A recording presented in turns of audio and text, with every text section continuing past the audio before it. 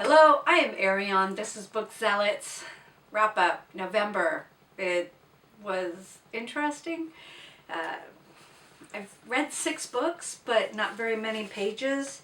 I think 1,613, and that is without the notes of most of these books. So let's just dive into it, and then I will get to the other stuff. And let's see, in a bit. Okay. We will put that there. I am still reading The Social Contract by Jean-Jacques Rousseau. The font is ridiculous. Can we just say, what is this? I mean, I'm sure it's 10, but it's... And if you have read the Bible and have read Paul, also known as Saul, the writing is so circuitous. And it cannot be read, well, I cannot read it quickly. I have to read it and then pause. What did he just say? Oh, that's right. Okay. And then there was something he said in here about land that triggered me. And I marked it. And then I thought, oh, wait a minute. We're talking about France. And we're also talking about the 1700s. So I had to look to see when it was published. 1762. But he said, a man must occupy only the amount he needs for his subsistence, and I beg to differ. But then I realized, okay, wait, take a step back. Those were different times, a different country.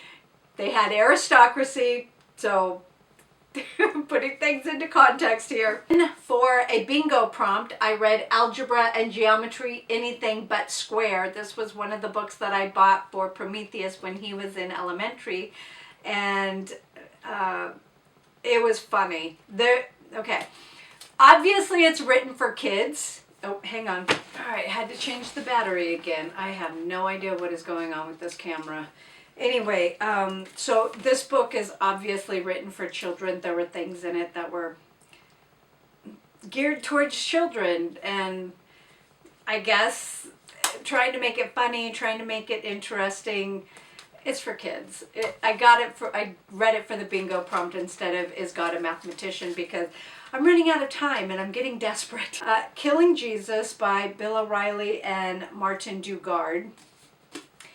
He admits in the beginning of the book, of the writing, that he does add a lot of conjecture. There were things in it that were interesting. Take it with a grain of salt. I'm not keeping it. I'm getting rid of it. It was okay. You want to know about Jesus? Read the Bible. It was okay. Now, this next one, however... Killing Lincoln, the shocking assassination that changed America forever, by the same authors. And this was really bad. This was really, really bad. It should say historical fiction. I don't even know. It says history on the back. It should be historical fiction, because there's a section in the book where they have Lincoln thinking in his head about writing a note for his wife and no footnotes, and they get names wrong on pictures. Who did the editing on this? You know, I'm assuming the editing lies in the responsibility of the authors, but it was bad. I do not recommend that book at all. And then for another bingo prompt, I read Infinite Impact. This one was for Latin in the title. Infinite is actually from a Latin word. This is by Stu Weber.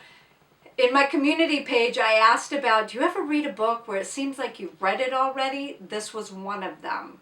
There were 2 this month. The other one I haven't finished, so I don't have it. But this is one of them, and it was weird. Not the book, the experience, because I felt like I was rereading it, but I have no evidence that I've read it. So the Stu Weber author writes a lot about his history, his family, the genealogy that they weren't aware of and then found out about. And he is a Christian, so it's very much from a Christian base. Excuse me. He shares about how people feel they need to have roots and have a belonging and have a sense of purpose. He words it differently, but that's the gist of it. And he also talks about people who feel they've given, a bad hand in life. The point is, you make the best of the situation you're given, and there's always somebody who has it worse. Don't make that your life. Don't make your decisions based on the negative, but make your decisions based on a more positive attitude. And he also mentions about remembering people in the past. It was good. The very beginning of the book was just really heartfelt, and I would recommend this. If you're not a Christian, you're probably going to be put off from it, but there's so much that can be gleaned from this. Everybody keeps telling me to read out of my comfort zone, read something that challenges your beliefs. I recommend you to do the same with this book. And I'm sorry if that sounded snotty. Snobby. Okay, then I read The Nazis Next Door, How America Became a Safe Haven for Hitler's Men by Eric Lichtblau. This book made me so angry. I would have to read a little bit and then put it aside and think about it, or talk about it, or rant and rave about it.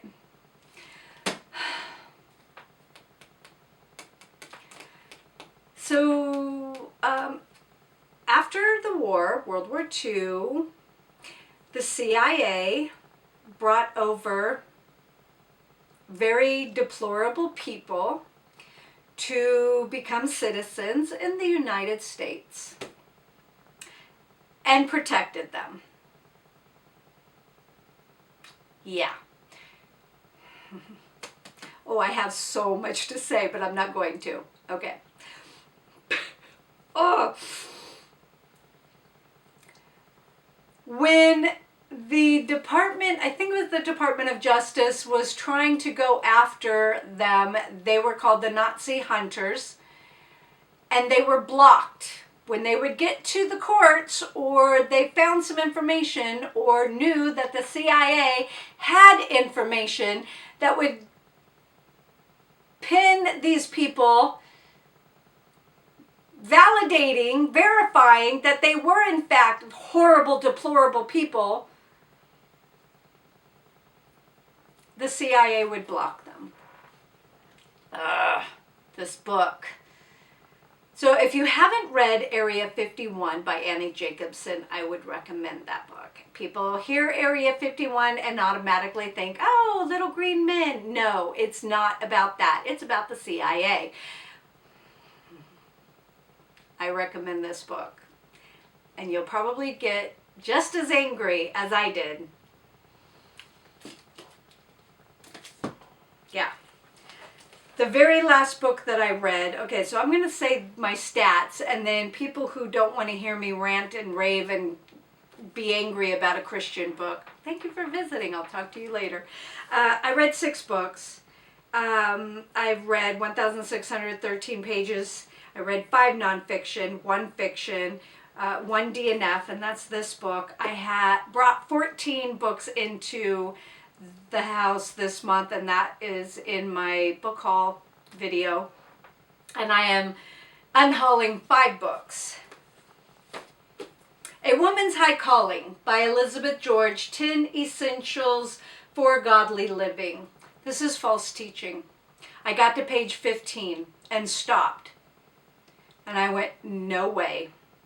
This woman is not a Christian. Not a biblical Christian anyways. And I'm going to call it out. Call it out for what it is, because that is biblical. So this book is going to be shredded and then put in the trash. So page 15 is she's telling women to be temple goddesses in all of daily life. The demeanor of a temple priestess. That's pagan. I told my brother this. He's not even saved. And he knew this. Why? Because of the family, the two hippie parents that we had. New Age, witch.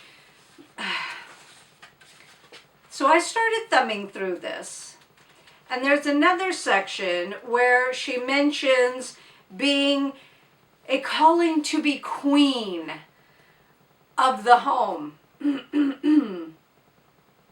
No, there's no queen. The only queens in the Bible are either married to kings, like, well, not even that. I mean, King David, you know who his wives are, but you don't know who the queen is. And you don't know King Saul's queen. There aren't queens. So are you worshiping Ashtar? What are you doing, Miss Elizabeth George? No. There is no queen to God, the Heavenly Father. We are servants. We are children. There's no queen.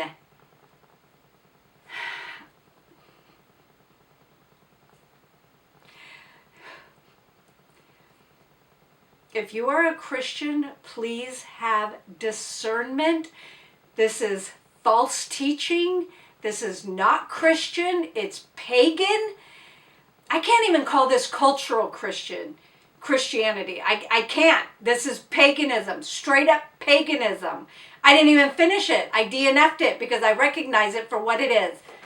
Garbage. Pure garbage. Okay, that's it. That's all I've done. Thank you very much for joining me, for seeing what I read for November wrap up. And I'll try to remember to put the story graph information.